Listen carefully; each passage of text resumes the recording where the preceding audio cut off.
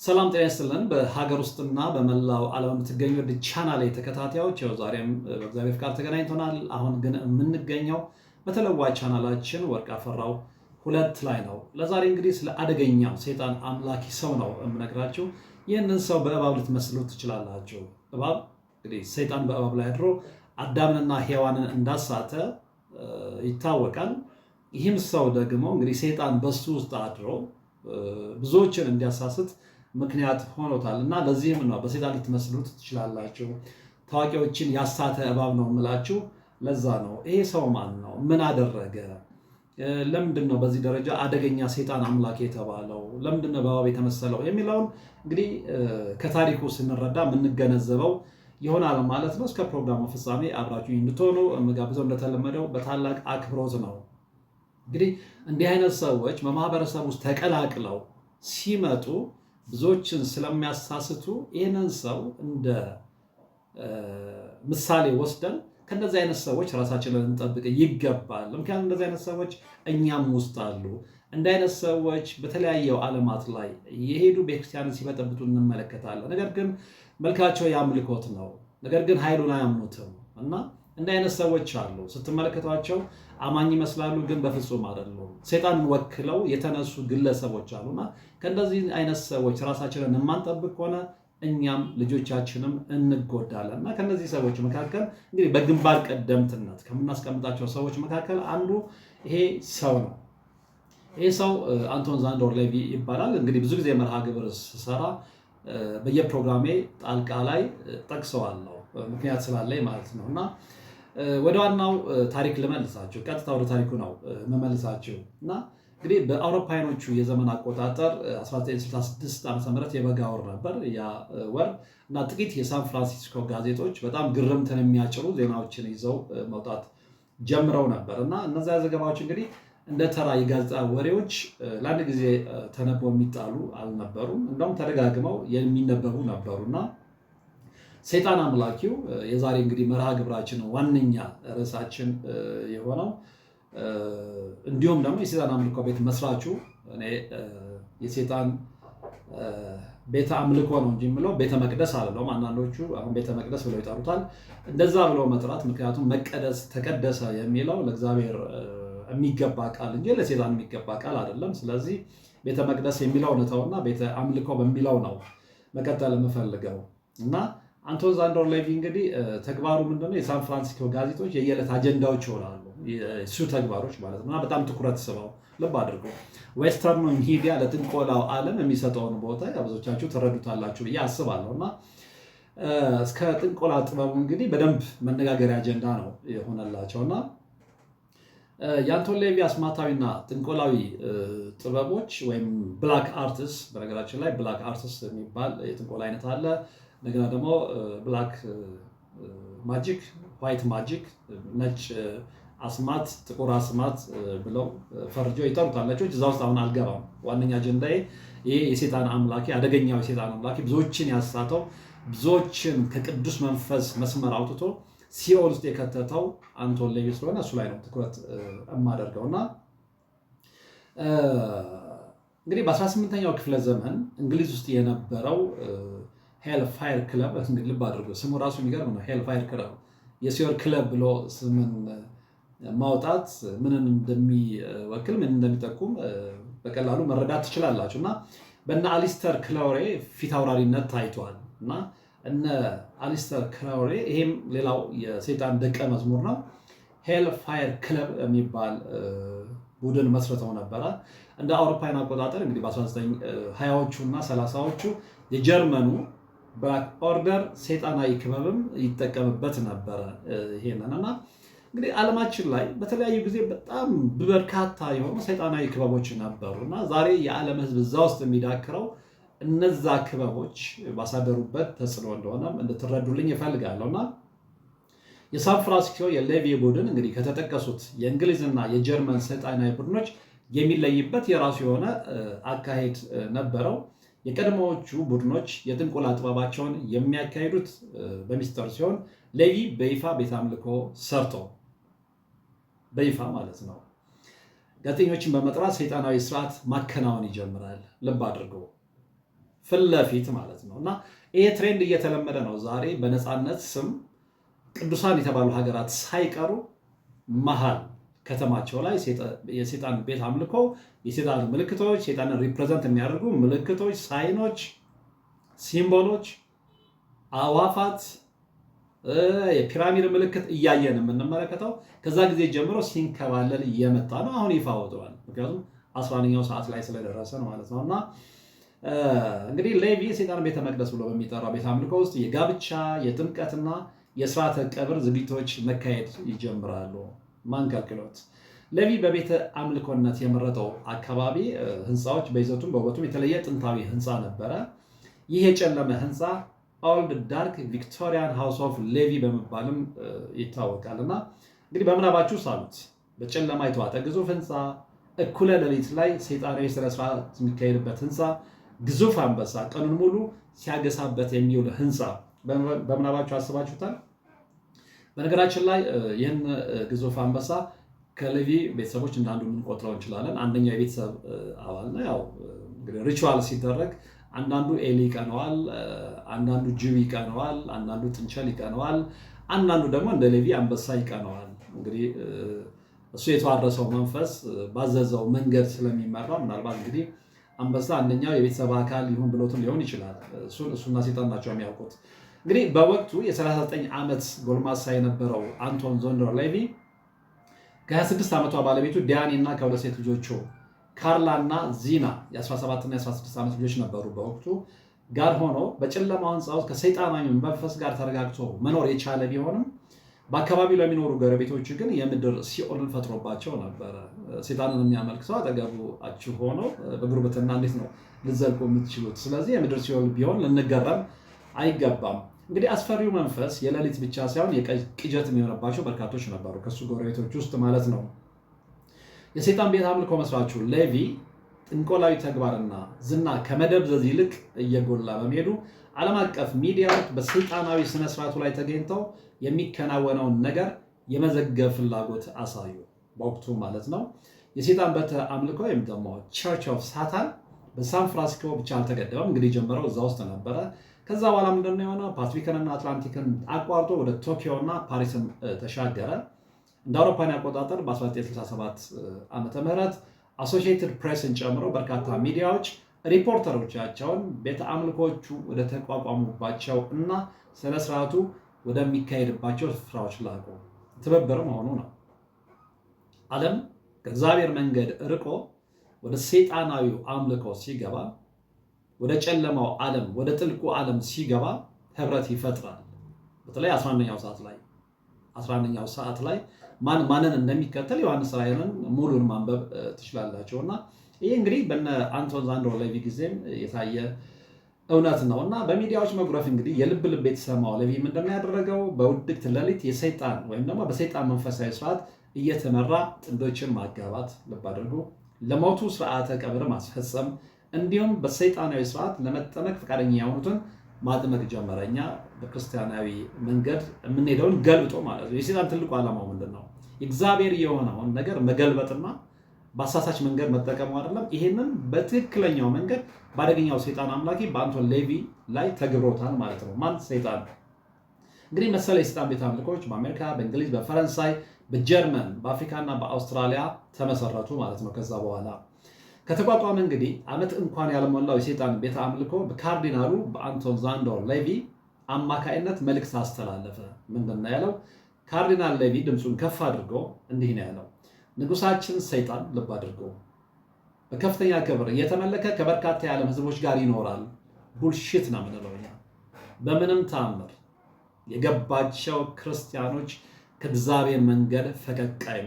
ለሀብት፣ ለጊዜያዊ ዝና፣ ለጊዜያዊ ቁስ ሰይጣንን ማምለክ የፈልጉ ናቸው የነ አንቶን ዛንዶር ሌቪን መንገድ የሚከተሉት እንጂ በትክክል የሥላሴዎች መንፈስ ውስጡ ያለ ሰው ይህንን መንገድ አይከተልም። እና ከእንደዚህ አይነት ሰይጣናዊ ሰዎች እንድትጠነቀቁ ነው ይህንን እውነት እየነገርኳችሁ ያለው። በየዘመናቱ እንዲህ አይነት ሰዎች መፈጠራቸው ስለማይቀር እንደዚህ አይነት ሰዎችን ዓላማና ግብ ካወቅን በምንም ተአምር በእነሱ መስመር መሄድ ስለሌለብን ብቻ አይደለም ማሰብም ስለሌለብን የእንደዚህ አይነት ሰዎችን ማንነት መግለጽ ግድ ይሆናል ማለት ነው። እንደ አንድ ሰሞን እንግዲህ በነገራችን ላይ አንድ ሰሞን ብዙ ሰዎች እየደወሉ የሰይጣን መጽሐፍ ቅዱስ አለ ይሉኝ ነበረ እና አንድ 3 መጽሐፎችን ጽፌ ነበረ መጀመሪያ አካባቢ ይሄ ሴጣን አምላኪዎች የሚስጥር ማህበራት የሚል እና የዛን ሰሞን ሳታኒክ ባይብልን ብዙ ሰዎች ጠይቀው ነበረ። በጣም ነው ያዘንኩት። ምን ሊያደርግላችሁ ነው ያልኳቸው።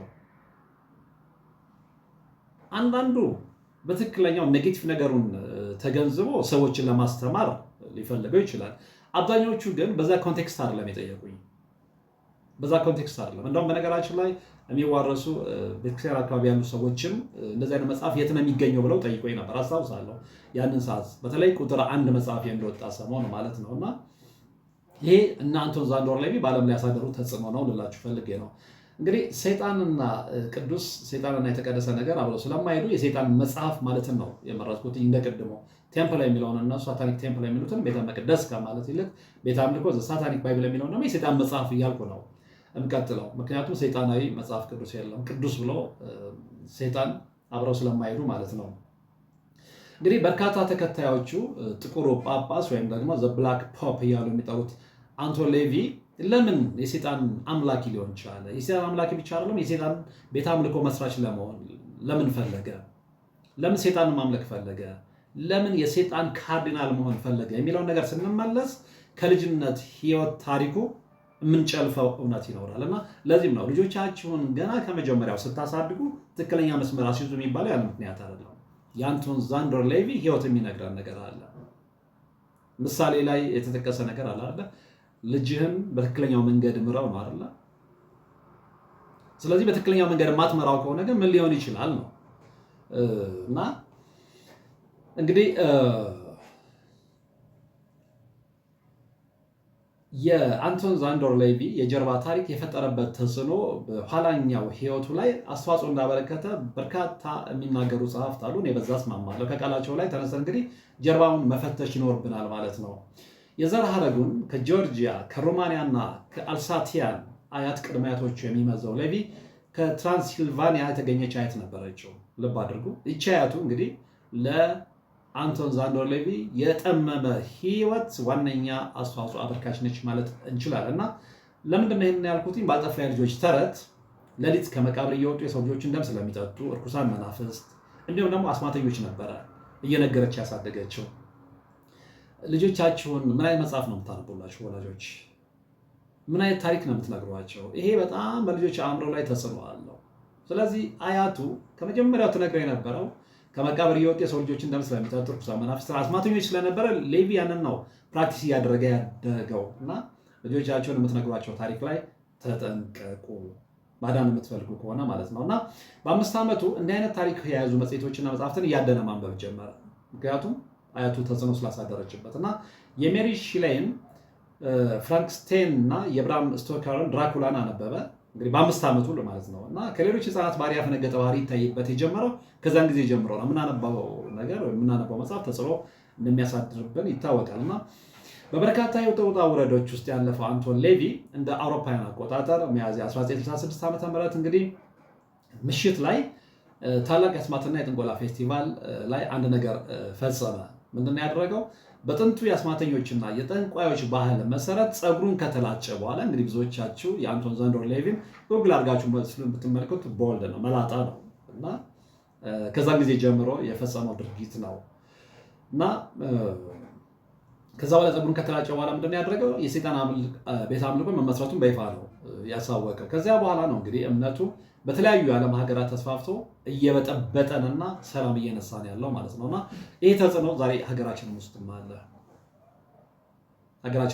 እንደውም የመጀመሪያው ወይም ደግሞ ዋነኛው ቻናሌ ላይ አንድ የሰራሁት መርሃ ግብር አለ። አንድ ልጅ ከአያቱ 99 መናፍስትን ወርሶ የተመለከተውን ነገር ቤተ አምልኮ ውስጥ እያለ ሰይጣን አምልኮ ውስጥ እያለ ያጋጠመውን ነገር ተናግረዋል። እና እንዲህ አይነት ነገሮች በዓለም አቀፍ ደረጃም ይሳሳባሉ። እና የአንቶን ዛንዶር ሌቪ በዓለም ላይ ያሳደረው አሉታዊ ተጽዕኖ ቀላል አይደለም። ብዙዎችን መንገድ አስቷል። እና እንግዲህ የሌቪ ሰይጣናዊ እምነት ተራና በቀላሉ ሊሸወዱ የሚችሉ ግለሰቦችን ብቻ አይደለም አባብሎ እና ወስውሶ በቁጥጥር ስር ያዋለው። በዓለም ሕዝብ ዘንድ እንግዲህ እጅግ ታዋቂ የነበሩ የተከበሩና የተወደዱ ግለሰቦችም የእምነቱ ሰለባ ሆነዋል።